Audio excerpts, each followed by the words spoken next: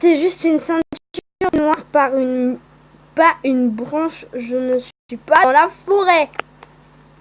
Dans l'obscurité, il est normal que les choses se confondent. Il n'y a pas de quoi s'inquiéter. Je le saisis et la fais glisser entre mes doigts. Dans le noir, j'en distingue vaguement la couleur, mais mon toucher ne me trompe pas. Elle est en satin. Entre mes mains, elle ne ressemble plus du tout à une branche. Bah tant mieux.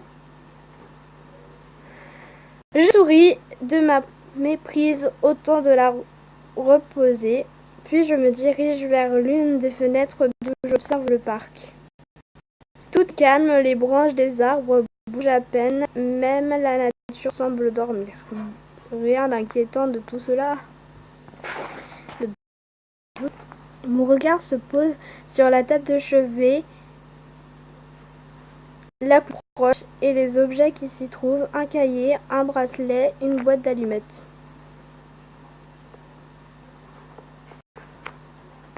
Allez. Mes doigts glissent sur la couverture du petit cahier qui semble m'attirer comme un aimant. J'ai bien envie de l'ouvrir pour découvrir ce qu'il contient. Mais faudrait peut-être pas le faire. Mais je me ravise aussitôt. À ce niveau-là, ce serait de la curiosité malsaine. Ça ne se fait pas de fouiller dans les affaires d'un inconnu. Je me contente donc de toucher avec les yeux, parcourant la pièce du regard. Une longue bibliothèque pleine de livres occupe tout un mur. Je m'approche du meuble. Nicolas a l'air d'être quelqu'un qui aime lire. Ce sont des livres anciens qui semblent avoir traversé à côté de la bibliothèque, sur une petite table entourée de 2 fauteuils en velours, plusieurs piles de livres. Hypnotisée par ces ouvrages, je m'assis sur l'un des fauteuils, oubliant pourquoi je suis entrée dans cette chambre. De toute façon, le bruit qui m'y est attiré s'est tu. Je saisis un livre et le pose sur mes genoux. Je relire. La reliure est en cuir.